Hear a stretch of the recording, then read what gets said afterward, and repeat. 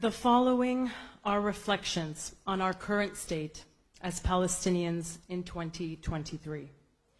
The starting point, which is consistently and intentionally ignored by those with power, is that Palestinians, whether they be in Gaza or the rest of historic Palestine and in exile, have experienced brutal colonial violence for generations. It won't be news to you that the majority of people in Gaza today are refugees.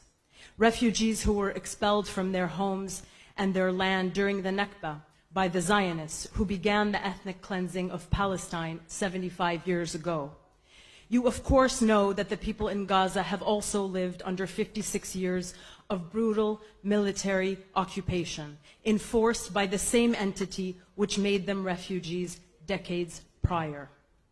That Gaza was turned into a concentration camp 16 years ago when Israel imposed its land, air, and sea blockade, cutting Gaza off from the rest of the world and severely restricting movement of anyone or anything into and out of Gaza.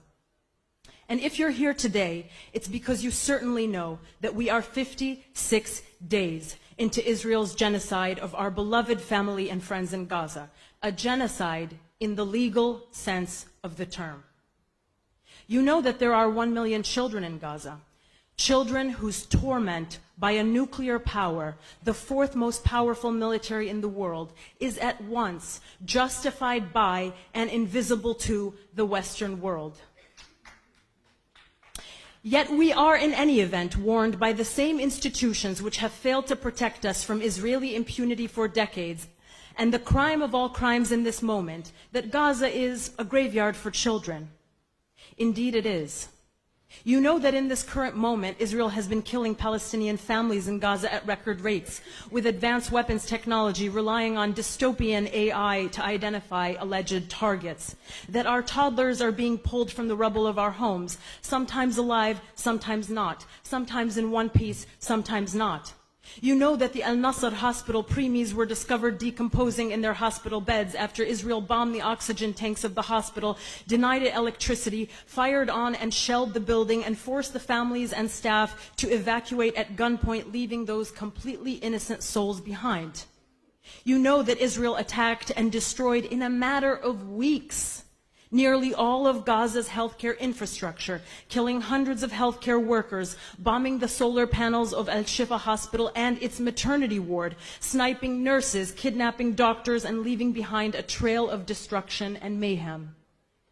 You watched the Nakba of 2023 unfold on Salah ad-Din Street, hearing accounts of children being sniped by Israeli snipers positioned on tops of tanks lining the streets, as the mass exodus of Palestinian families were forcibly expelled from their homes in the north, and as parents were forced to lay their lifeless children's bodies down on the ground and continue marching as a result of agonizing orders emanating from a faceless army megaphone. You watched Israel announce that we are animals, and that we would be denied food, water, electricity, and aid. And then weeks later, we watched people begin to die of starvation and dehydration.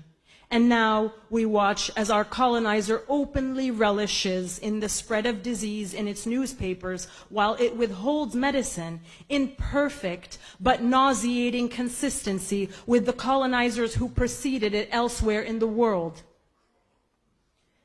You watched 2 days ago this genocide recommence with intensity all over Gaza after the so-called humanitarian pause ended. While Israel proudly announced today that they've so far hit over 400 targets in the last 2 days. If we are lucky as Palestinians, people at a minimum know about the reality that our tormentors have forced upon us for the last 75 years.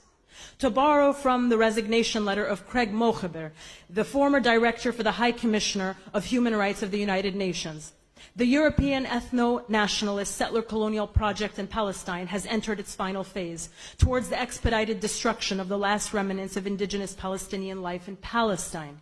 What's more, the governments of the United States, the United Kingdom, and much of Europe are wholly complicit in the horrific assault. Not only are these governments refusing to meet their treaty obligations to ensure respect for the Geneva Conventions, but they are in fact actively arming the assault, providing economic and intelligence support, and giving political and diplomatic cover for Israel's atrocities. That is precisely where we are today. But one of the most dizzying aspects of being a Palestinian in this age is that Western governments and corporate media who adopt policies and promote narratives endorsing our annihilation deny that this is even happening to us.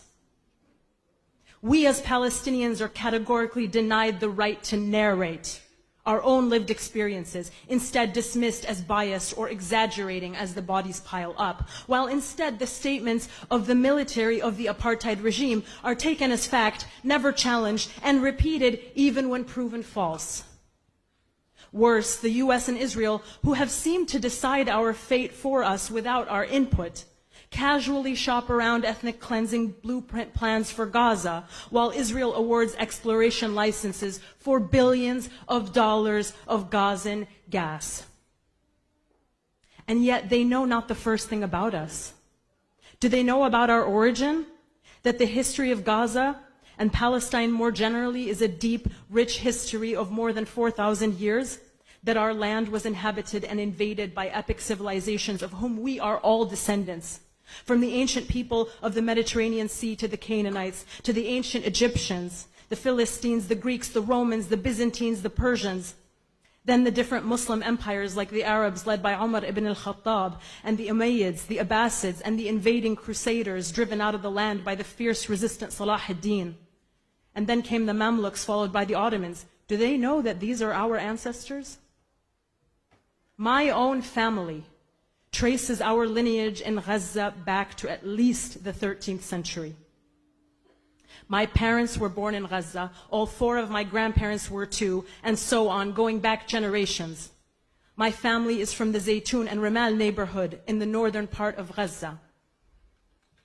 Do they know that despite the fact that Israel has prevented me from entering Gaza on multiple occasions, that despite the fact that Israel has flattened nearly our entire neighborhood, along with the majority of northern Gaza in the last 6 weeks, that I, like all Palestinians in forced exile, have never and will never abandon the right to return to our land?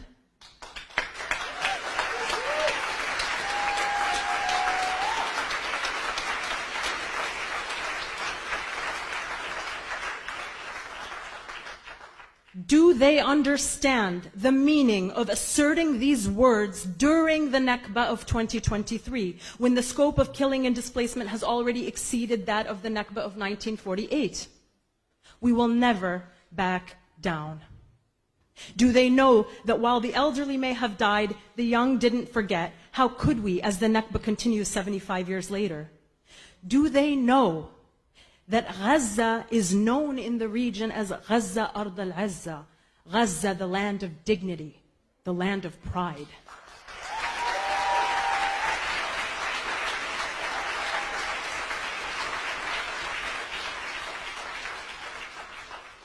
Do they know that dignity cannot be bought, faked, or seized by force? Do they know that in this moment, when I speak to my family and friends in Gaza, they are the ones checking on me? That not a day or an hour goes by where Palestinians in Gaza don't thank God?